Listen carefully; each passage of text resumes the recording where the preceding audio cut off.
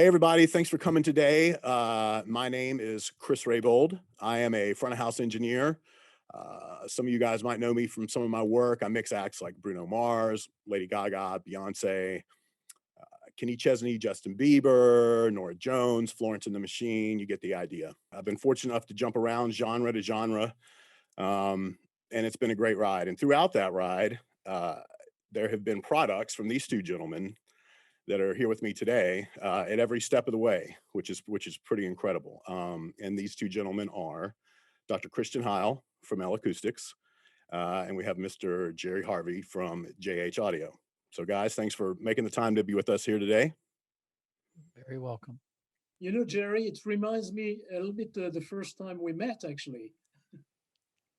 Yeah. We were both a little bit impressed. Oh, I think I was way more impressed than you were. Well, because you had the jet lag, and because you had a long journey with with flights, everything. Me, I was in my comfort zone at that moment, you know. I'll be honest, I was very intimidated to meet you. I didn't know what to expect. I didn't know, because of all the things that you had accomplished, I had built you up like this superhuman, right? And then when I met you and you were like this cool, casual, laid back guy, it was like you were totally different than what I thought you were going to be because I'd never met you before. Well, the same for you, Jerry. The same for you, because I'd been told so many things about you, so that I didn't know who to expect. I was actually thinking you were this self-confident, big American guy, you know, and not at all actually. So being intimidated was good actually, because actually I'm always a little bit intimidated as well, and I'm also kind of reserved. So that was good. Actually, I was positively surprised actually, to be Yeah, it was a honest. great meeting. Yeah. Awesome, awesome. So before we get going too far, and obviously everyone wants to know what you all have to say, but allow me to take a moment.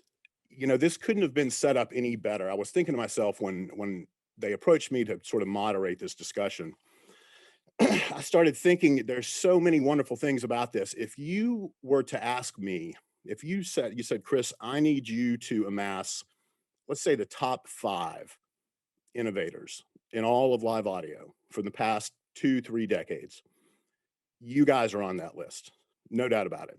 And that's a very convenient rhetoric for me to have for this interview of sorts, but it's the honest to God truth. And then as time has gone on, I started thinking, you know, if you asked me to amass the top 3 audio innovators in our industry, you guys would be on that list. And you see where I'm going with this. I truly, truly, truly mean that. And I know that's kind of a lot to hear and a lot to take in, but it's the truth. For anyone that is a student of the game, that's a fan of our industry, you know, what you guys have brought to our world.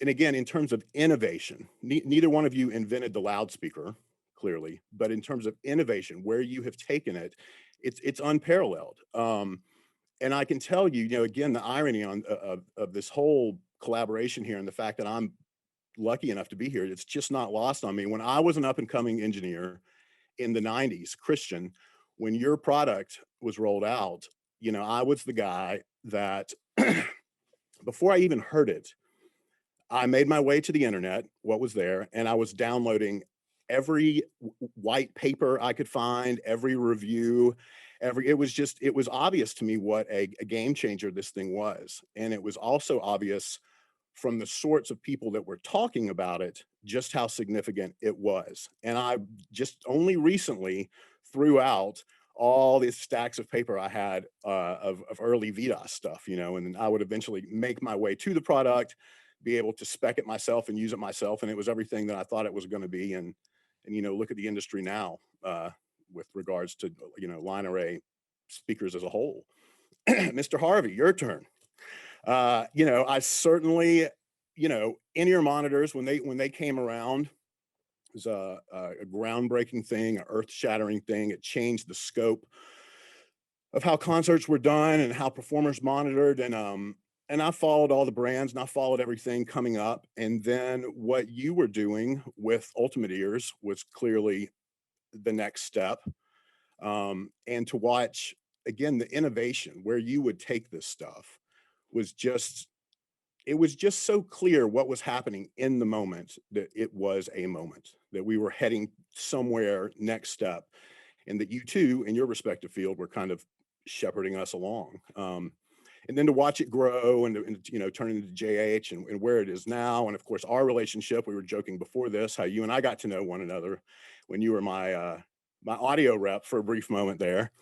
It's just phenomenal. So anyway, I'm gonna kind of ease back a moment and take the brakes off of the fanboyness that I have for this moment. But this collaboration is quite significant, and I would think it's not lost on anyone. It just how amazing this is. So yeah, so I had to start with some of that, guys.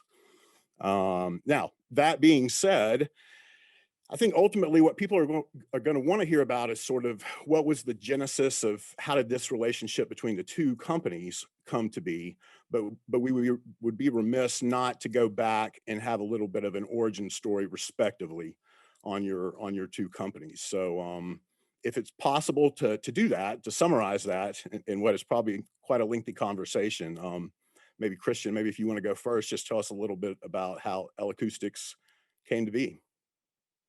Yes, thank you very much, Chris. It's a very let's say intimidating introduction to the It wasn't meant to be, and I promise it's all real. That I just came up with the actual words on the spot. I only had the premise.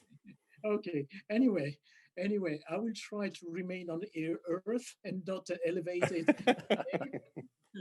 So let's be on Earth. When it started, I started the company L-Acoustics in 1984, coming from a completely different world, because I was meant, or I was supposed to become a scientist in physics of elementary particles. Uh, but very quickly after my PhD, I realized that I would never be, uh, like you said, like you just said, a star in the physics. There were people very smart in this field, and I think this was far too challenging for me to do that. And but I found another route, and I met with people who were like you, mixing engineers, and I had no idea what it meant at that time. It was in the early 80s, and I had no information, no clue of what was the the sound in the live industry. But progressively, I met with these people. I made friends with them, and I wanted to be there. I wanted to be inside that because I was fascinated by what the people do in this industry, not only because they are uh, it's a very high technical side, but that was more the side, the pleasure, the entertainment that you produce every time you make a show. You provide happiness to people, and that was one of the things that I found very special. So what did I do? I used my background. I used what I knew, which was physics, and I tried to to convey this physics into a field of live sound. And at that time in the 80s, you can remember that the sound for audio was still very, I would say, primitive, Hmm. or not very technical. Hmm. And I started to think about how could I contribute to that.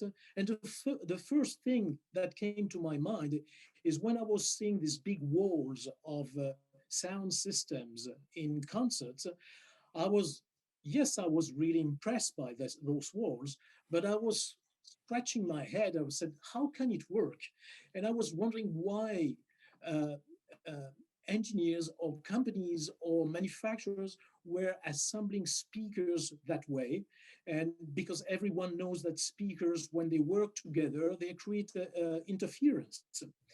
And and I decided to address this question and try to find a way to eliminate negative interference and only take out the positive part of it. And basically, uh, I started to design things as um, um, to provide the combination of speakers to work like a single loudspeaker, like a laser in the optic industry. So this is what I did, and that was just a simple observation, and here we go. So that was my contribution to this industry as a start. Hmm. And it's interesting to hear you describe that because it's one of those things where oftentimes in any industry, the bar is set where the bar is set. And there's almost this unspoken rule that, hey, that's what we're shooting for. Let's all just collectively try not to go too far above and too far below, and we'll all be okay. And there's a good deal of bravery that comes along with the notion of yours, which was just, hey, this is great, but this could be better, which is what I'm hearing. And you're right to say bravery or naivety. Yeah, I don't know. well, uh, yeah. There's because something beautiful about both, exactly, because I think I think at the beginning when I brought these ideas on the table and share these ideas with people, I was actually anxious because I said that solution, what I'm bringing here is so obvious. Hmm. Why would I be the person who bring that to this industry? Whereas lots of people have been working in this industry, but they have been blind to that. So I did not understand the reason why. And the reason is very simple. It's just I was coming with fresh ideas from another world, and Hmm. I was basically the intruder on the in this industry, bringing just fresh ideas, and that was simple. Hmm. And and that is and what is good in our industries is the mix of people, the mix of different minds coming with spectacular new ideas, which are most of the time simple, but nobody had thought about it before. Hmm. Hmm. Well, and that's the beauty of oftentimes, ideas coming from, whether it's from, youthful exuberance and just not knowing that you're not supposed to speak up about these obvious things, or in your case, someone who's just far enough left of center that, you just felt comfortable coming in and saying them. A lot of time it's the people that are entrenched in the middle. They're just afraid to rock the boat. And again, I think that speaks to, for both of you guys, again, I keep going back to innovation. And I think that's clearly what you guys have brought to the table in spades is innovation. So with that being said, Jerry, how do you even begin to paraphrase your journey? Well, it's kind of lackluster after that one, but I will say that I remember just on the VDOS side, I remember working for A1 Audio, and the first time we flew the VDOS, Jeff Cox and Bernie kind of taught me how to measure the room, and so I was a systems engineer at that time. I remember turning it up, and it was just so clear. I was like, "Wow, Hmm. this is different." I mean, you know, the fanboy in me is like Christian changed the way that people will build PAs for the rest of forever. So there's a couple people, and my hat's off to him. He's made a huge change in this industry for sure. But as far as myself, I was just a monitor guy, systems guy, and I was doing wedges and side fills, making them as loud as I could for all the rock bands, and then I started working for Engelbert Humperdinck for off and on between Van Halen tours, and Marty Garcia, obviously, and radio station came out with in-ear monitors. So we got a set of in-ears for Engelbert. They were the Future Sonics, and I mixed maybe 3 or 4 shows for him, and then he went on a break. Then I was hired by Van Halen because in-ears were in their infancy then, and because I had actually mixed a few shows, it made me an expert, which is kind of funny, right? Right. But so I show up at rehearsals, and Alex, I get him a set of Future Sonics and also Sensophonics, and I'm brand new to the camp, so I have no credibility at all. We do the first, verse of sound check, and he shuts it down and says, "These things sound horrible. What else you got?" So he kind of lays them on his floor tom. Then we put the other set in, and he's like, "These are just as bad as those. Do you not? Is this your mixing skills, or is this actually the product?" And I never blame my product. I was like, "Well, it's in its infancy," and excuse me. And then Alex said, "Well, why don't you see if you can find something that sounds better because I can't do a show with those. And that kind of sent me down the path.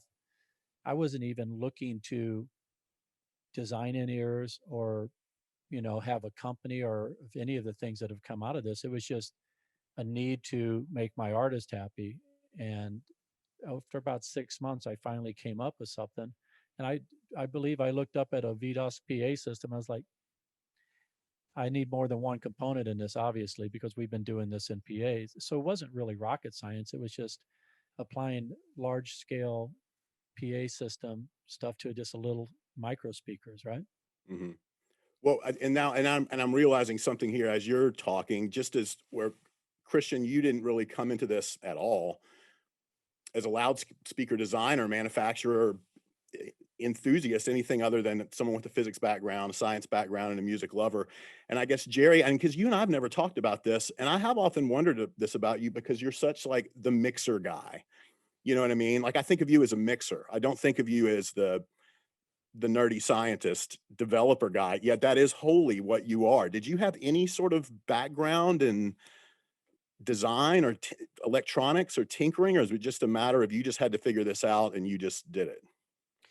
Well, I came up through the apprentice, ranks basically. I remember learning how to mix sound in the clubs, Hmm. and every time you would walk into a club, the PA system would be broken. What? So Correct. Yeah. you know this, right? You learned about how Yes. a crossover works. You know where the Absolutely. horn should be crossed over, the sub should be crossed over, Hmm. and so that was just basic audio 101 that I learned. And there was a gentleman named Dave Lawler that Hmm. actually taught me a lot. He was using the sim back then, the Myers sim, Sure. right before Smart came out, and he taught me a lot about sound theory, how horns interact, all the things that Christian was saying, right?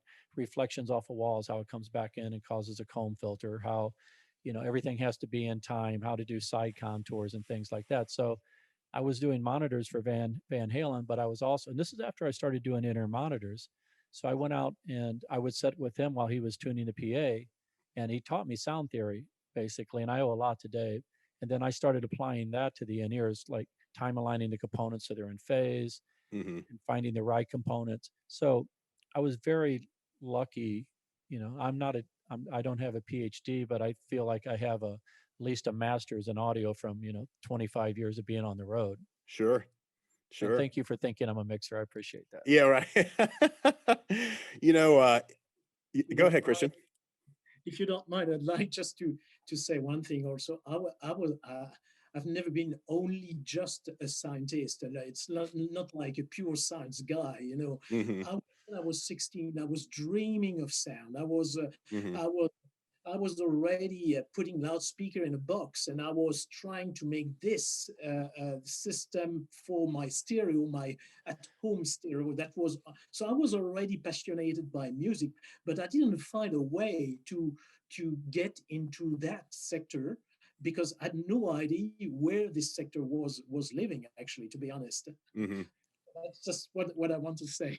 Yeah, no, that's great though. And again, though, I think I don't know about you guys, but the people that resonate with me most often, particularly in this industry, it's usually people that have stories like this, like both of yours, where we just kind of ultimately what's at the core of it is like this just passion and interest. I mean, I'll tell you right now, sitting here, I stumbled how to introduce myself into these things when I do these sorts of things because there's still a pinch me aspect to it all that I was just a kid too, that I would go see concerts. The situation for me, I would go to concerts and my whole thing was always, why does it sound like it, why does it sound this way?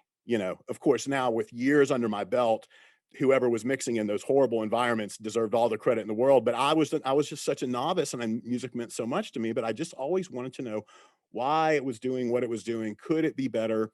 Could it be this? Could it be that? There was no formal introduction like this studio I'm sitting here now. There was none of this in my background. My story doesn't involve me growing up at a studio at 10 years of age and this and that. And I mean, I found my way into clubs, into bars, into all of these sorts of things just because I really cared and I really wanted to make it better.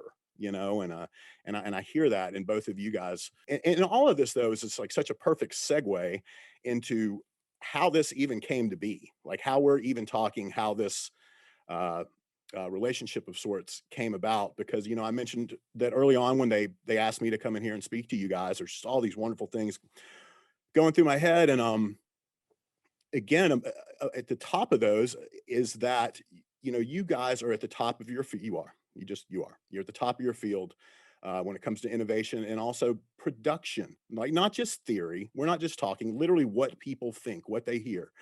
But you guys couldn't be on two more polar opposite ends of the spectrum. You know, as you said, you know, we were talking, I don't have my ears on me now. We were talking about these tiny little things that are quite literally in someone's ear versus these loudspeaker array systems, which I realize could be a small near field Christian of your design. But for someone like myself, when I'm thinking of L-Acoustics, I'm thinking of a stadium with 60,000 people. And that's what's so crazy. You know, there's this, you guys are doing, we're still talking about transduction here. We're still talking about loudspeakers, but they're not at all the same, you know, not at all. So with that being said, how did this come to be, and what was the goal, and what is the realistic goal? I think that's a fair question too, because there's, you know, these are products that are so drastically different. Yeah, speak to that. How did this come to be, and what do we where do we how'd we do? I was at the NAMM show last January and attended the Pernelli Awards, and I sat with David Brooks, and we were talking a little bit, and he asked me if I would come and meet with Laurent. They wanted to have a meeting the following day, and I went in and I spoke to Laurent, and they were saying that they were interested in this technology and how it works, and maybe doing something going forward to have a complete package from the loudspeakers to the wedges to the in-ears, since in-ears had kind of taken over the stage. You know, you got to realize in 95 when we started this, wedges were still predominant until maybe 5 years ago, because we're talking the third generation of musicians who now just go, oh, we're going out on tour, I need my ears, right? It's totally different than when we started this. So then I went over and I met with Christian, and that's kind of how my side of it happened.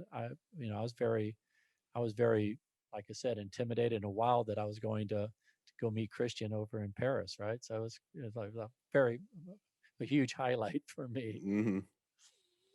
That's good. That's good. That's good, Jerry, that you mentioned David, because David is, as you, David Brooks, who works for Acoustics now for, well, been working for more than 10 years, I guess. And he is an ex-monitor engineer. So I understand the reason why he wanted to combine and these sound systems and these in-ear monitors, and the reason why he has been interested to us to meet actually and to have a conversation. Uh, on my side, on the acoustic side, at the beginning, I thought, uh, I think it was interesting. It was interesting to have this conversation with you, Jerry, without having me in my side any goal in mind, because I was not sure of what would be this combination together. I was not sure of. I could see the added value. I could see that. I mean, you have the king of the stage who can meet the kings of the audience of the other side. It sounds like a great story, but what we will be talking about. So that was the first thing that I was not sure about. And what was interesting is that Laurent also had something in mind. Laurent is the CEO of L-Acoustics and he had something in mind. He said, "Well, that would be great that you meet together and see how you like each other, and see if there's would be a combination, an extension to make the sound to offer our client, customers, artists, or audience the same sonic performance from the beginning, from the ears directly up to the sound systems. And And I found that quite interesting. I said, well, that's a challenge. That's an interesting challenge. I don't know how we will proceed because I didn't know how open was Jerry about that. Uh, on my side, I'm very French, so I was not very open at all. Uh, I could see a lot of challenges. I could see a lot of, uh, let's say, difficulties to deal to work from a remote location. It was maybe difficult to communicate, and that's all. But very, very nicely, very kindly, Jerry made the effort to come and visit us in Marcoussis, France, and we had this first very, very warm meeting at the first place. And from that meeting, I guess we were almost, we made the decision actually almost during this meeting or a few weeks later. We just said, because all the people of my team were pushing for that to happen. They said, well, that would be great to have a headphone or in-ear monitor, to have something that an engineer, that an artist, that a simple person could wear, in and take the sonic, let's say the L-Acoustics sonic, the sound of L-Acoustics with him all the time. And I said, well, that's very exciting. That's a very interesting idea. So let's do it. Let's do it. And we made a bet, and and you see what happened. I mean, we just did it. That's pretty incredible. The fact that you did this too, I guess, just began. So that would have, we're just like what, a year and No, some, not even a year. that's incredible. When did you come, Jerry? That was just before pandemic, actually. It That was, was Oh, so it's this year. yeah, I think the first week of March, if I remember correctly, right before everything shut down. Incredible. yeah, just before shutdown. So it was incredible. And at that time we said, well, we could do that. We could do this. Let's discuss about that. But again, Laurent and David have been very active to maintain that, especially when COVID, when pandemic happens, and Yeah. where we all uh, our attention, we are all how do you say that, distracted by this Yes. pandemic. Uh, but then we said, well, you know what? We have nothing to do, so Yes. let's do something interesting. I was going to say this might be the most perfect time for this, particularly a remote collaboration Yeah. to come about. For me, it was, and it also took my mind off of, the catastrophe that was happening in our industry. And, Hmm. in my building, the people that I had to lay off, and all my friends were suffering, all my engineer friends and our production friends. So for me, it was very nice. I came in every day and I worked on this, because in a normal environment, I would have only had a couple hours here and there to work on it, but I had nothing but time. So I worked, you know, like my full-time job was working with Christophe and Laurent to Hmm. get this thing to get the contour to be as close to the um, audio signature or contour of an acoustic speaker as possible. Hmm. Jerry, I must say that I've been impressed how fast this project has evolved, with a very active contribution and enthusiasm from both sides. You said Christophe Combet, who is the director of R&D at L-Acoustics, and you and your team have been very, very involved in the project. And you're right to say that probably in normal times it would have taken 2 years to achieve the same goal. Absolutely. That's fascinating. And I can tell you guys, I guess I caught wind of this thing. Again, this is all news to me. I didn't realize just how, quickly it came about, but it was sometime in the middle of the year when it got on my radar, that you guys were doing this. And my first thought, honestly, my first thought was just kind of one of like, of whoa, again, it's this, because we're just coming from different ends of the spectrum. Then again, go back to the fan of the industry. I see this sort of Superman and Batman collaboration in the works here, and I couldn't help but be, at first I was like, whoa, Then I was like, why? Then I was like, wow. And then it got into like, okay, no, I need to see this happen, you know?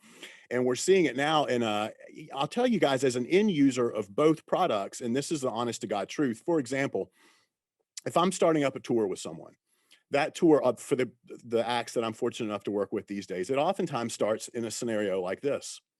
And we're building towards it's the promo time where we're getting ready to go TV and the award shows and all of this. And for instance, with Bruno Mars, we will carry everywhere except the Grammys, we will carry our own gear into those things, meaning we take our mix there. And the evolution of that is it starts just like this, not necessarily on those reference monitors that are behind me, but on a pair of reference monitors. I mix on those for months on end. It's produced with the artist. Then and it's vetted in every way possible, not just how it sounds in here. We're listening, it's the modern era. We're listening on phones, we're listening on laptops. On rare occasion, will we go out and do a show during this time? For the most part, it's done just like you would do the studio experience. When we get to the actual broadcast day of, I can tell you that when I first started doing this, it became readily apparent when I'm at these shows, I'm not in a control room. I mean, I'm shoved in a closet somewhere, wherever they can fit me. And these monitors mean nothing because there are cases and people and everything all around me. So I quickly had to figure out, I'm like, how do I approximate this listening experience? How do I get this in here where I can mix and make moves confidently? And I went through every headphone I could think of. I went through every in-ear I could think of. And in the end, for the past 5 years, it's been your stuff. It's been, and it's kind of strange. I know I've used the JH, the 16s. I think it was the V1s. I just wouldn't let go of forever. I played with the Laylas for a while, and I got to be honest, having now listened to the contours, forget what it is, this magical collaboration between the two of you guys. That's my favorite sounding in-ear reference now. So what's going to happen is now I will put the contours will go in the ears for the TV shows. And then the further evolution of this, guys, and then you're seeing it happening right here, is going to be on a giant L-Acoustics PA when we're able to go do those things again. So, it's like it's laid out to work beautifully, but that just happens to be the way that I'm going to make use of this product. I see it having value in so many different ways. And among or above all else, guys, I just think it sounds phenomenal. You know, the biggest compliment I think I could pay either of you guys is that with both of your products, we talk about in the buzzwords or the sonic signature of, we want to get the sonic signature of the L-Acoustics and put it in the JH product, or we wanted this and that. To me, the things I love about your products the most is as a mixer, they're musical products. Like I honestly don't attribute a lot of character sound to them because the palette is so even and so smooth and so musical that nothing ever feels hyped. Everything always feels right where it should be. And that allows me to put into it what I want to with no fuss, no muss, and I'm not working around anything. You know what I mean? Yeah. So anyway, that was just kind of a mouthful there of what I've experienced in the brief moments that I've had with the product and where I see it going. So just kudos, guys. The way it's worked out is it's going to pay dividends for a lot of different people in a lot of different ways. But Chris, I guess you just described in this in your talk the exact reason why we made the decision to go for it. Because effectively, most of the time you are in transit between two in an airport, you are in a hotel room, you are working remotely from a sound system or from a studio monitor, and you need to have something, a tool that will remind you or that will help you to prepare your mix with something that is as close as possible Hmm. from your live experience. And that's exactly what we had in mind, and that's great, and that's what have pushed us to make it. Now it is right to say that we are hoping now that we've started this collaboration with Jerry that we can open also new segments or new interests from other people, And I'm thinking, for example, also for creative guys or engineers like you who want to prepare a mix in a multi-channel mix for our ELISA technology. It's becoming more and more complex than to have something that Hmm. that will help you to mix or to prepare your mix in three dimensions. So we are thinking, obviously, with this in-ear monitors to bring also binaural solutions so that you can mix and have a spatial interpretation or a special understanding of what you do. So Hmm. that's a work in progress, and I think there's many things to do together in the future. Hmm. Incredible. Jerry, I have a question for you real quick now that we're sitting here talking about this with Christian and his very, you know, specific vision of how he wanted to see this play out and some of his hopes and goals were for you when it came to tuning this product, for literally making it sound the way it sounds.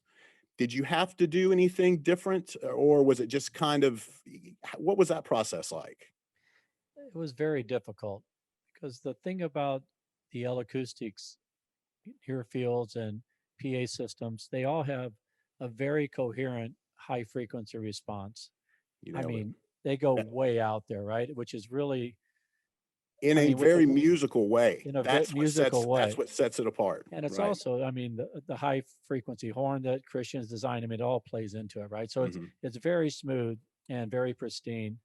And the problem inherently with an in-ear monitor and balanced armatures is that the high frequencies try to roll hard at 12K, right? Because a balanced armature, its impedance rises dramatically like a hockey stick after 10K. So you have to do a bunch of tricks to try to get that impedance to come down so the headphone amp will load and actually get some top end extension out of it. Well, naturally, most of my earpieces have a little bit of a like kind of a, I kind of let it kind of roll off. Down. It's still, I have 16K there, but it's usually down about 5 or 6 dB. It's a little Hmm. bit more, dramatic roll off. So when Christoph, sent me the curves that they wanted me to hit, I actually was like, great. Hmm. Okay, let's see what I can do. I don't know if this is going to work, but I'm going to do my best, right?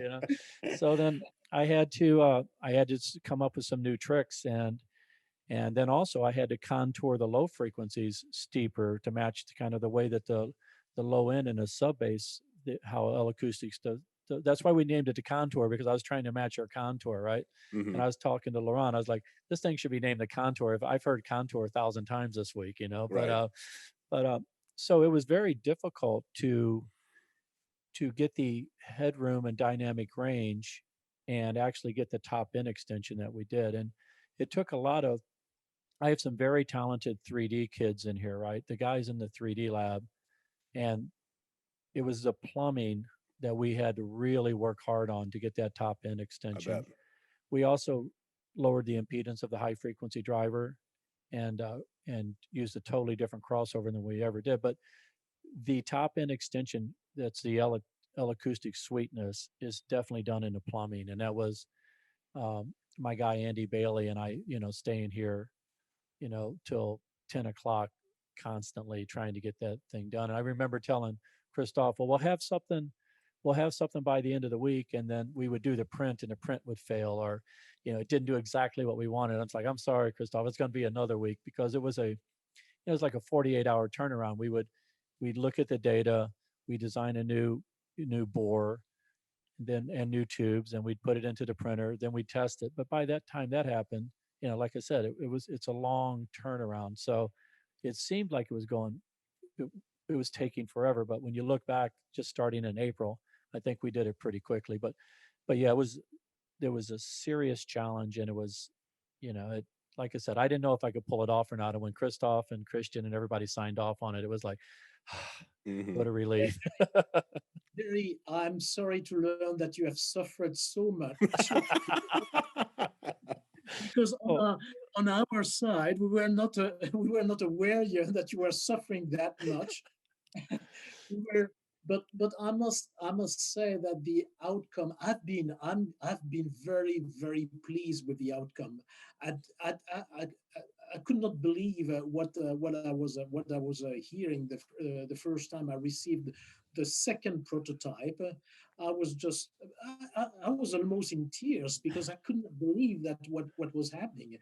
Uh, and Christophe on his side said, "Well, I can. These guys are capable of doing it. They are really hard worker. They are clever.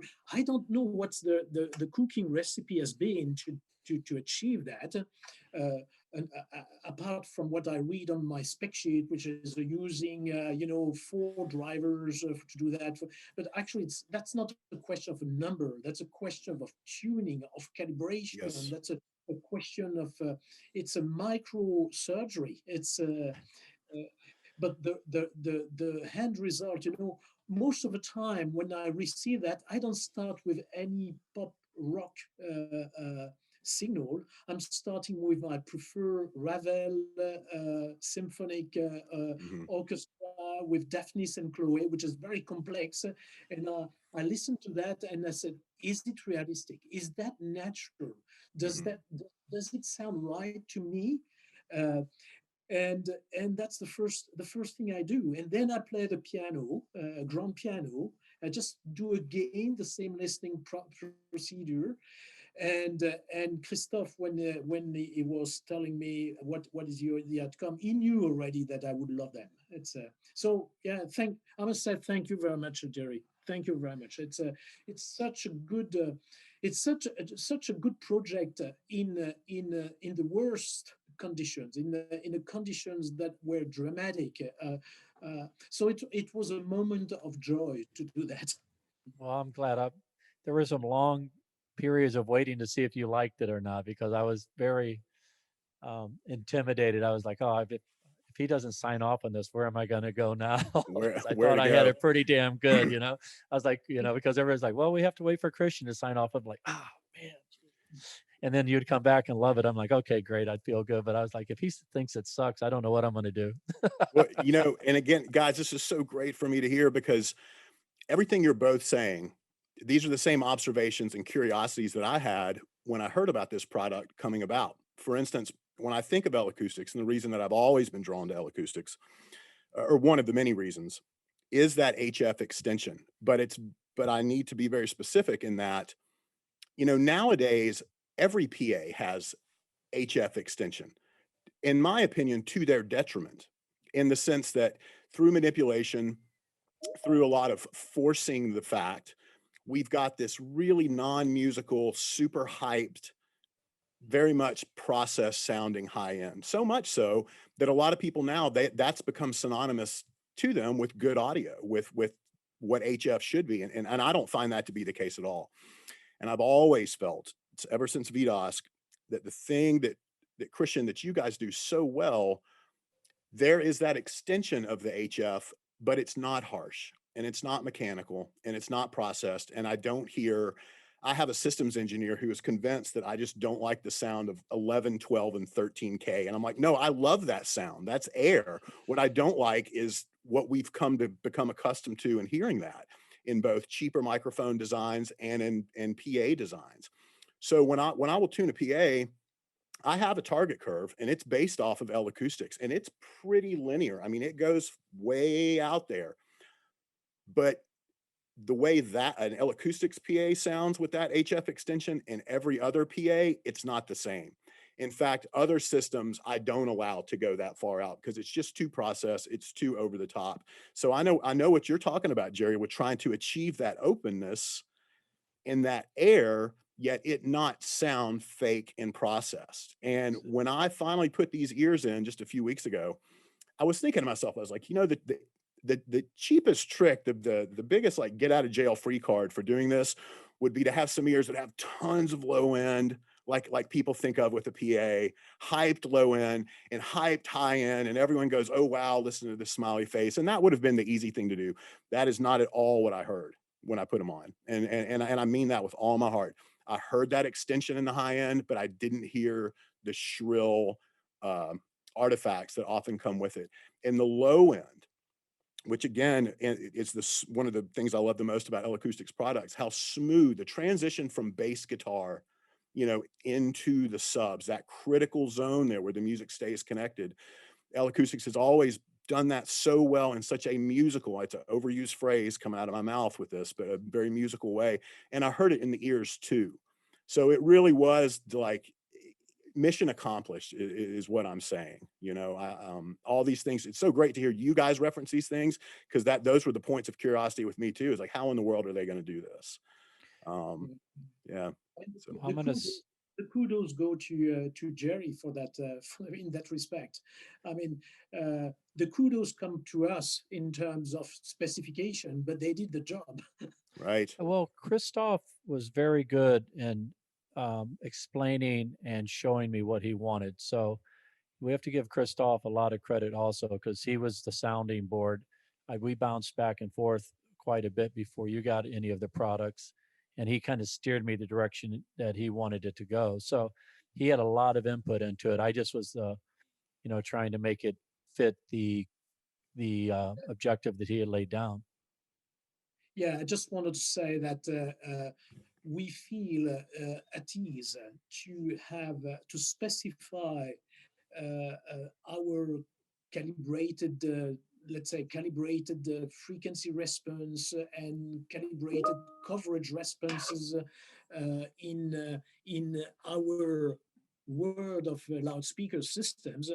But we were more in the unknown in this situation because we didn't know if what we were specifying could be executed or would be just a fancy thing that we would never get. Uh, so that's what I said. Thank you to you. But I understand that we were very, very demanding on what to expect because we just wanted to have the same thing. We just wanted to feel comfortable and feel the same than if we were in front of a large PA system.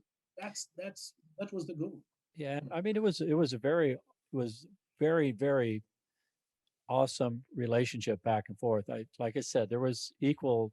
I tuned it, but there was equal feedback back and forth, and it was a learning experience, and I was pretty proud of what we came up with, Christoph included. And then I also think that with your influence and my guys in the 3D labs influence on the way that the product looks, I think that the product looks really cool. It's not only does it sound great, but I think it is very aesthetically pleasing, and it has a nice, like I said, I think both flavors from both camps kind of are wrapped into one with the way that that product looks.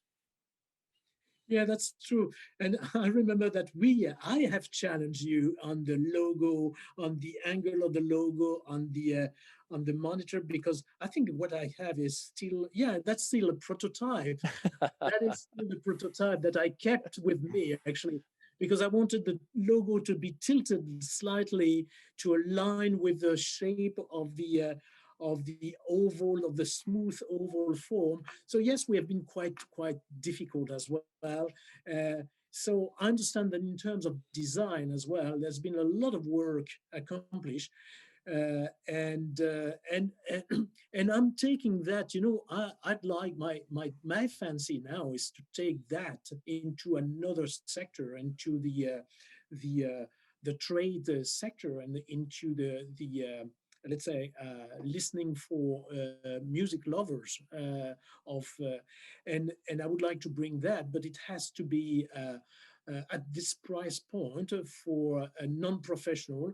It has to be like a treasury piece of art or like a jewel. So it has to be a Yes. jewel for man or woman because it's a beautiful piece, and people have to be proud of having that of wearing that.